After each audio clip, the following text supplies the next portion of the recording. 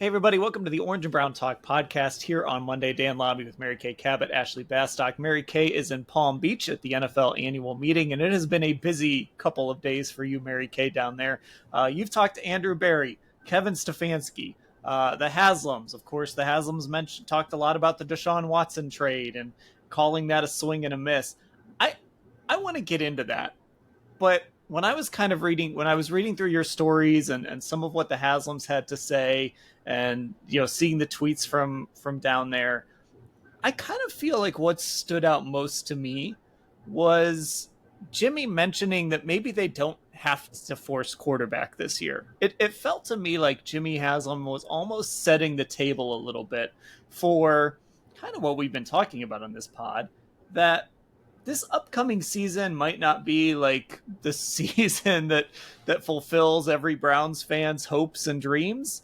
And that maybe this is going to take a little work to dig out from the damage this Deshaun Watson trade kind of wrecked on this team. Is that a fair take? I mean, you were in that room listening to him, and I'm just reading quotes and reading things on our website. So I don't know the vibes of everything he said. I don't know how he sounded when he said it. What did you get from Jimmy today when he kind of talked about the plan at quarterback and kind of digging out from this Deshaun Watson mess? That is the next story that I'm writing when we get done with this pod. Is yes, that was a huge takeaway from this whole thing, is that that they're not going to force it at quarterback, and if the guy's not there, they're not going to take a quarterback. Now, is Jimmy playing the game? Is he playing the game, or is he telling the truth? It is impossible to know at this point in the offseason. It's impossible to know. Either he is trying to send out those mixed signals that everybody does at this time of year, or they really might not take their quarterback at number 2, and they might just go with Kenny Pickett this year, or as long as they can, and then maybe get one of the developmental quarterbacks a little later and not spend that number 2 pick on a quarterback. If they feel like Travis Hunter is a better pick for them, or Abdul Carter is a better choice for them, maybe they will do that. That's what Jimmy made it seem like they're going to do, but I never know what to believe at this time of year. I don't know. Yeah, and in a weird, like, I was thinking that too. And in a weird way, I'm almost more inclined to believe Jimmy, just because I feel like if there's a memo that went out from Andrew Berry and he's like, this is what we're doing, nobody say anything, it just wouldn't shock me if Jimmy just kind of was like, I'm just going to say whatever I want when I'm sitting in this room with reporters. Of all the people, with Kevin Stefanski sitting there talking up Kenny Pickett and, all the stuff Andrew Berry's saying, of all the people, weirdly, I'm more inclined to believe might just actually be saying what they think, it might be Jimmy Haslam. So Ashley, what did you think when you're starting to see all these quotes come out, you're reading Mary Kay's story, all of that? Well, I do think that's a good point, Dan, and I think it's because of this idea that we talk about. Owners are just different, right? They're just different. I think you think about Jimmy Haslam historically, and we've talked about this, he's not necessarily the most patient guy a lot of the times. He's gotten better at that, we know, but he can be kind of reactive, all these things, right? When you're the owner and on a different level, I think it's just different as opposed to when you're Kevin Stefanski, who has that degree in communications, who gets up and talks in front of us every day and knows exactly how to say a lot of words without saying anything. And we know Andrew's very good at that too. So between the three of them, yes, I would think that if somebody was going to give, a small amount, a tidbit, if you will, of true information, that is the source that I would most expect it to come from. And I do think it's interesting, right? Because we haven't heard anybody say that. We've heard nothing but them talking up this quarterback class this year, which obviously we know why that would benefit them. So I thought it was interesting. It was an interesting sentiment to hear shared. Yeah. So Mary Kay, I do think one of the things that I sort of take away from this is, and it's not surprising kind of given their approach with Kevin and Andrew, is at least here on March 31st when we're recording this, and it's always easier to say this stuff in the spring than it is in the fall if a football team is losing football games. But it did feel like Jimmy struck a tone of patience today with, again, I think just this idea of admitting, obviously they admit the Deshaun mistake, and just, I thought the phrase dig out of it was really interesting. The idea that they don't necessarily need to force quarterback at two, and maybe they would, whether it was a smoke screen or real, I guess we'll find out in a few weeks. But maybe that would be something that they would kick the can down the road on until next year if the right guy's not there.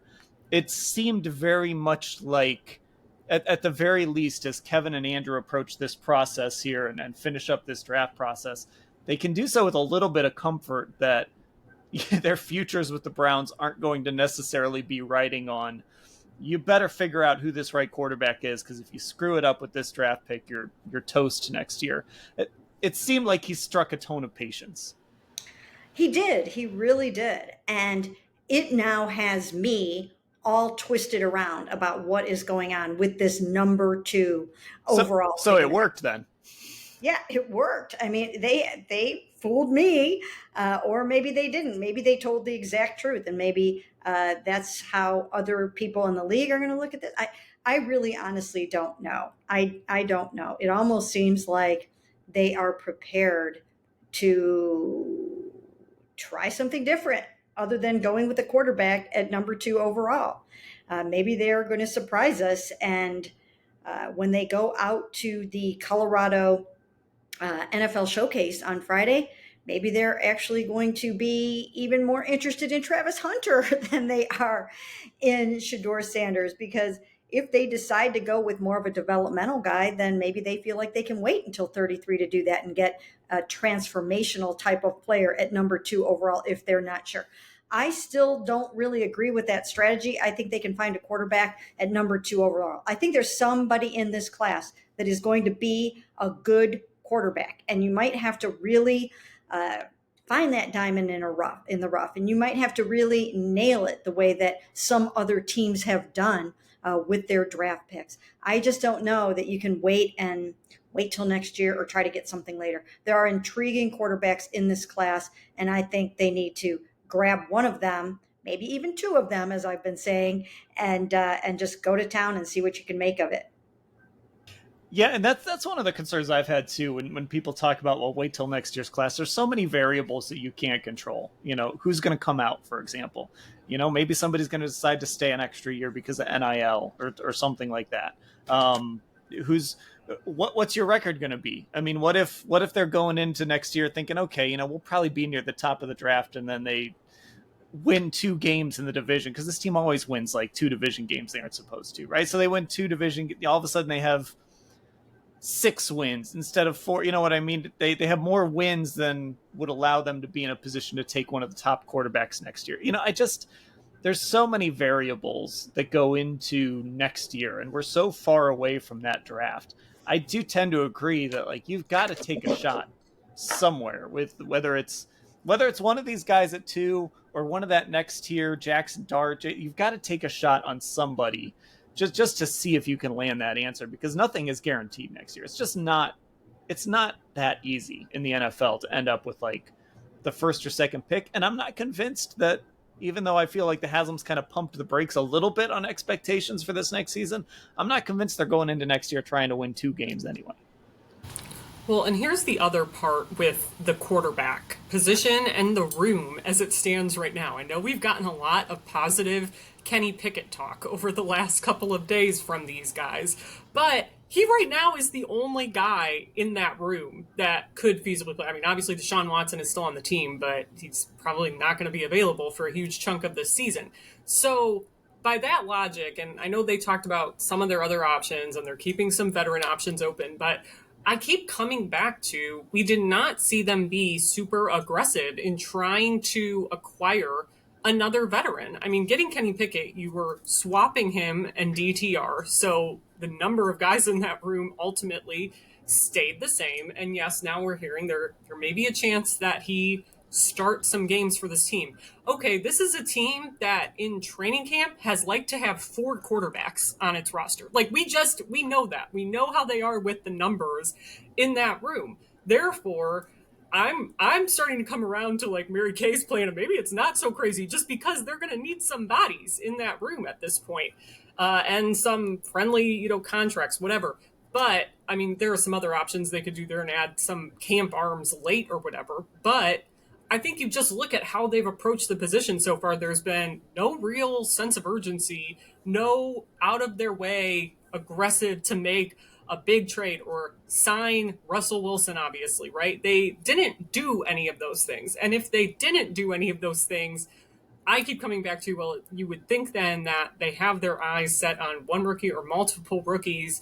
And based on all of that, you would think then that that person's going to go fairly high. So I'm kind of fascinated by all of this too. I don't think anything would really surprise me. I mean, I guess if they didn't take a quarterback, the only thing that would surprise me is if they didn't take Travis Hunter or Abdul Carter. I know there are some other guys that they've had visit and stuff like that, but it just seems like those would be the two obvious choices if you don't go quarterback at 2. But just everything they've done, I'm like, you need bodies in this room at the very least, and you need people who can feasibly start some games for you. And the higher you take that person up in the draft, I think the more likely that is. Okay, let's talk about the other really kind of big thing from the Haslams today, and that was Deshaun Watson, and something we got to address, because the Haslams basically, they took accountability for the trade. I think that's just sort of, I think part of that is them just being like good bosses and kind of standing behind two guys that they really believe in Kevin and Andrew. This still, I always just go back to this being an organizational decision. However you want to parse out the blame, you can parse it out. But Mary Kay, I guess ultimately, what did it mean today that the Haslam sat in that room with you guys and basically said, hey, this was a big swing and a miss. It was our fault. Let's move on. Well, one of the takeaways from that was, I think it's going to give people the impression that it actually was Jimmy's idea to draft Deshaun Watson. And that is just not accurate. It was not his idea.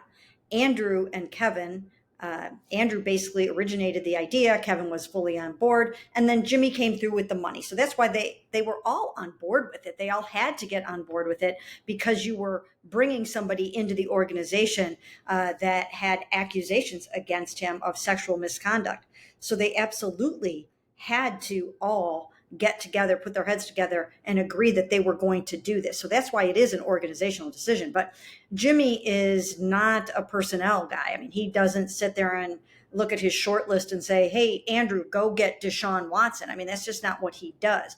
So Andrew came up with it, Kevin 100% on board with it, and then Jimmy came through with a fully guaranteed nature of this $230 million contract. But I think they're trying to just take that off the plate of Andrew and Kevin and let them wipe that slate clean, because as Dee pointed out, Deshaun Watson's career here was derailed by injuries. We don't really know exactly how it would have gone if he did not suffer injuries last year and this year, season-ending injuries that required surgeries, 3 surgeries that he's had in the last 2 years now.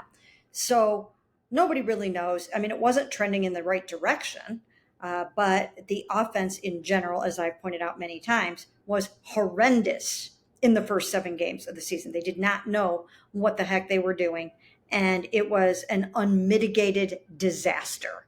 So they're trying to just wipe the slate clean and start fresh. So that was my takeaway, that they're giving Andrew and Kevin the opportunity to get out from underneath the Deshaun Watson albatross and see what they can do with a new quarterback room and a new offense, a new coordinator, new quarterbacks coach, and all of that. Yeah, it was just sort of, I'm with you. I think this is one of those things where you see it on social media. People were out there saying, well, Jimmy admitted it. It was all Jimmy's decision. And my first thought was just that introductory press conference with Deshaun, when Andrew admitted they started researching this guy in October, the season before, when Baker Mayfield was still playing games for them. So to me, I don't, again, I think kind of what we've been saying on this pod all along, and what you've been saying, Mary. Like, this was an organizational decision. Obviously, everybody had to be on board, just like you always have to be on board with a franchise quarterback. Obviously, the $230 million has to come from the owner, but I don't think this changes the idea of who necessarily is to blame. But I think, Ashley, this is the Haslam saying, look, it doesn't matter. This didn't work out, and we're moving on with these guys in charge anyway to pick our next quarterback, whether that's, again, this year or next year.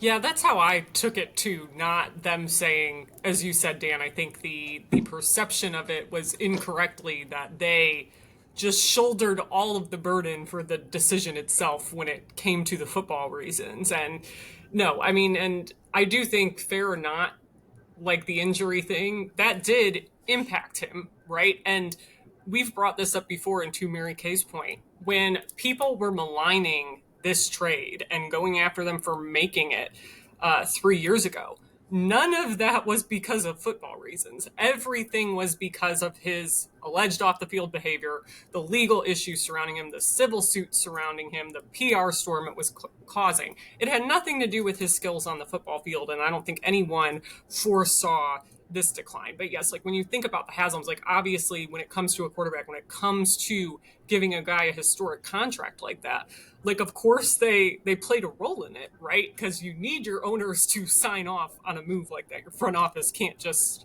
do it by themselves. So I get why he did it. I get what the sentiment was. I think it got, a little misconstrued through the social media game of telephone and fans.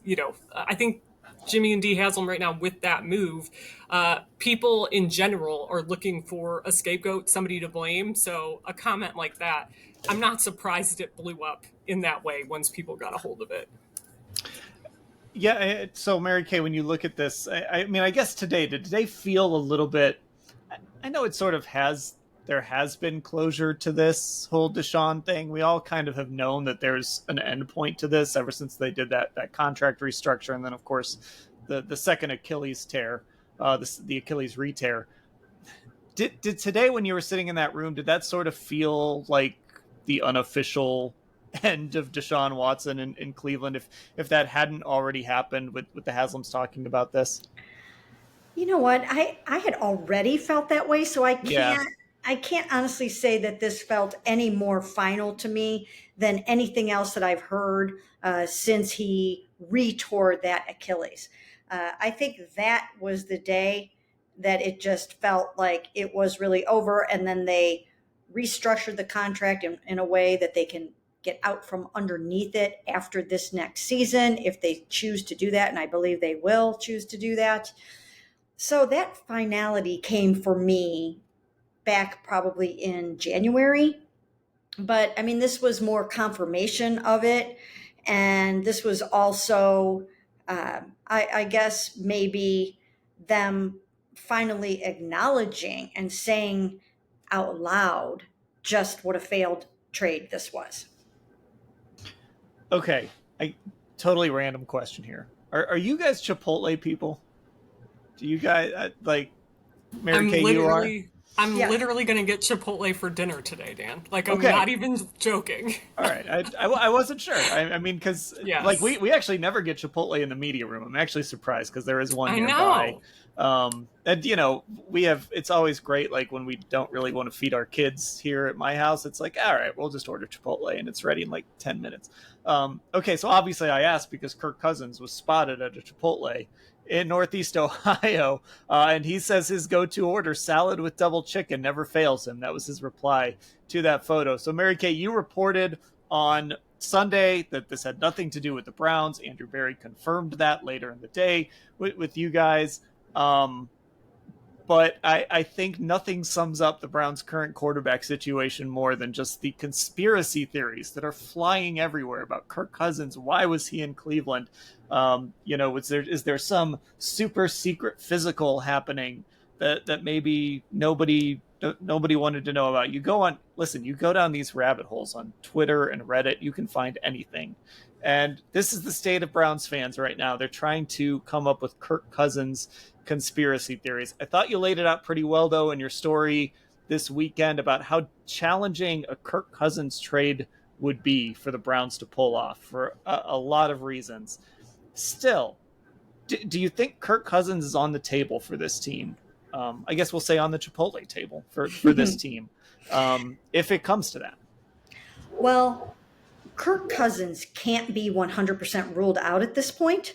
But like you said, as I pointed out in my story, the tricky trifecta story is so many different things would have to happen for this to come together. It has to be right for the Falcons. It has to be right for Kirk. It has to be right for the Browns. So there are three moving parts here. And I will say this, if the Browns do, despite what Jimmy Haslam said today, draft Shedeur Sanders at number 2 overall, I think that effectively eliminates Kirk Cousins. That's not what he wants. He doesn't want to come to a place where the rookie quarterback is going to start. So I think he's looking for an opportunity to go somewhere where he can start football games. And he might not get that until, and maybe not even then, until maybe a starting quarterback goes down and a team gets somewhat desperate and is willing to give the Falcons a nice big chunk of that $37.5 million that they're paying Kirk Cousins to be a backup for them this year. Right now, they don't have a whole bunch of incentive to move him at that price, paying him that amount of money, unless somebody is willing to take some of that off of their hands. So at this point, I'm going to stick with the notion that it is unlikely because of all the different variables, but it cannot be completely ruled out because what if the Browns decide, and maybe that's where some of this like non-quarterback talk is coming from. Maybe that's where it's coming from. Maybe they want to send little subliminal messages to Kirk. We're not taking a quarterback. We're not taking a quarterback at number 2. We're going to wait, and we're going to go with somebody in the 3rd round, and you don't have to worry about them. Who knows where all of this is going? But there is that world in which it becomes possible if they don't go with Shedeur Sanders at number 2. Yeah, I'm in the camp personally of like, I still just think there's a ceiling on this team, even if Kirk Cousins is the quarterback. I'm not the biggest Kirk Cousins guy in the world, I'll admit that. But to me, I would just rather, if the options are Kirk Cousins or draft a guy and just see what happens, I don't think your fate changes one way or the other, unless you're just drafting a guy who absolutely is not going to be ready, like a Jalen Milroe. If they're looking at Jalen Milroe, like, let's make this guy our future franchise quarterback. First of all, I don't know why you'd want Kirk Cousins to be your bridge anyway. You can pick a more different guy. But secondly, if you have a guy that is even close to being ready to play, personally, I would just rather take that guy and put him out there, even if if you have to wait 3 or 4 weeks, okay, that's fine. But I'd almost be okay with just, do the Kenny Pickett thing for a month and then go with the rookie and see where you end up, because I just don't know. And maybe you guys disagree with me, but Ashley, I don't know that Kirk Cousins changes the outlook for your season next year.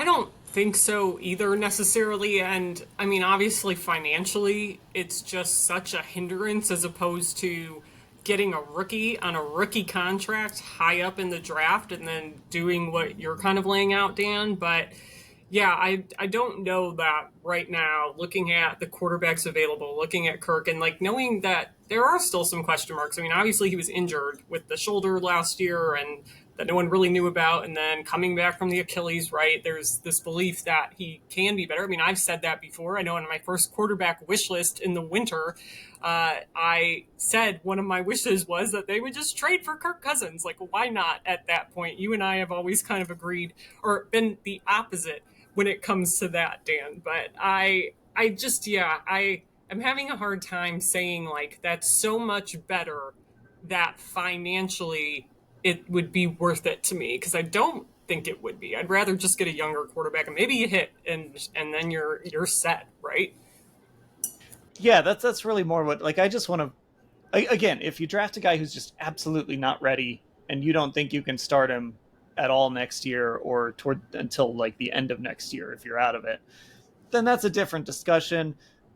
But Mary Kay, I would just rather, I'd rather just roll the dice and see what you can get out of a rookie. If you're going to put together some unexpected season, great. But let's do it with a rookie. To me, winning like 9 games with Kirk Cousins doesn't do a lot for me, because it doesn't change it doesn't make your future any brighter. I don't know. Maybe fans would hear me say that and think you're crazy. A 9-win season would be awesome. And on paper, yes, it would. But I would just rather roll the dice on a rookie.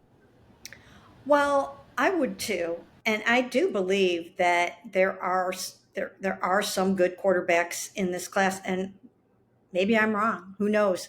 Maybe I'm wrong about that, but it does seem there are some intriguing prospects who are going to be successful in the NFL, and it's hard to get it right. It is hard to get it right. I saw a statistic the other day where less than 50% of first round quarterbacks hit, meaning that they make it to their second contract with their original team. So it's very difficult. But I will also say this. This is another takeaway that I've had from the Jimmy Haslam interview today. And that is the fact that he's out there saying, and this is part of what I'm going to be writing next when we are done with this pod, and that is he's saying, Andrew Berry has to nail this. They know how important it is. They've got to get this right. It's so vitally important. And you know what? No, it's not. It's important, but it's not the end of the world. It's not like it used to be 15 years ago or whatever the case may be, when you had to get that quarterback right because you were paying him so many millions and millions and millions of dollars. It's not like that anymore. They're on a rookie contract. It's slotted. It's not that bad. If you take a chance on a quarterback and you miss, then you come back and you try again. It's what the San Francisco 49ers did with Trey Lance, who they traded up to get in the first round. And then they came back and they nailed it with Brock Purdy later. So no, you don't have, your whole career isn't riding on this number 2 overall pick in a year when the quarterbacks aren't necessarily all that great. So I think they need to take the pressure off of this first round pick. I mean, look, they've made 2 first round picks already. And so far, the first one didn't make it to a second contract. And we don't know if the second one in Greg Newsome is going to make it to a second contract. And the first one, of course, I'm talking about is Jed Wills, and he was picked number 10 overall. So that's nothing to sneeze at. It's not easy to get it right. I don't think you need to put all that kind of pressure on it. There are many more ways to acquire a good quarterback than by drafting him. You can do it via a trade, and you can do it in free agency. If it works out, fine. If it doesn't, you can find a way to recover. They will soon be out from underneath the Deshaun Watson contract, and they can move forward.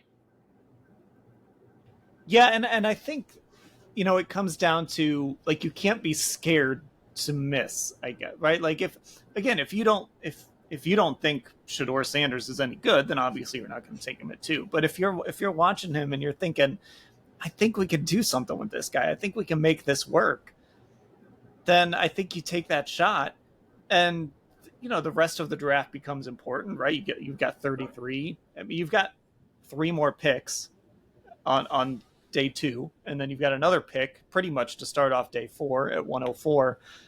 If you can get, if you take your swing at quarterback at 2, and then let's say you get even just 2 starters out of those next 4 picks. It would be great if you get like 3 starting caliber players, but even if you can just get like a good edge rusher and a good receiver or whatever, a good tackle, something like that, I think that's fine. Even if you end up missing on Shedeur or whoever you end up, or Cam Ward if he falls to 2, something like that. I just don't think you can be scared. You can have some doubts, but if you think there's a chance, I don't think you can be scared to take that quarterback. And I mean, Ashley, I think all 3 of us kind of agree, like, that might be the route to go, again, as long as you think there's a chance. Yeah, we talk about this all the time with was it the 2017 draft that everyone always brings up, right? Yeah. And like Patrick Mahomes is the prime example of this. And I'm not saying the next Patrick Mahomes is in this draft. None of us are saying that, but it's all about finding that guy that you like, that you see something in that you think fits, even though I kind of hate that term. I think the talent versus fit argument, we've also debated to no end. I'm sure we'll continue debating it. But if you see a talented guy that you think can succeed here, you have to take him regardless of what draft analysts have him ranked as and where he's ranked in the position group and where he's ranked overall. Like, you have to be aggressive when that's what you need. And again, they haven't been able to hit on this position. So I think even if it's not a quote unquote ideal year, we don't know how this class is going to play out for years to come. I mean, we're seeing that with the 2018 guys constantly and being reminded of that. So that's all part of putting the puzzle together when you're a front office, too. Okay, we're going to cut this one a little bit short. Mary Kay, obviously, like I said, is at the owners' meeting. She's got a lot going on down there, so we've got to let her get back to work. If you're not following us on Instagram, find us on Orange and Brown Talk. If you're not following us on Twitter, and a lot of you aren't, you should follow us on Twitter, Orange Brown Talk. And find our YouTube channel, Cleveland Browns, on cleveland.com. We put our pods up there, a video version of the pod, so you can check us out and actually watch us talk if you want to do that. Again, that's Cleveland Browns on cleveland.com. For Mary Kay and Ashley, I'm Dan. Thanks for listening, everybody.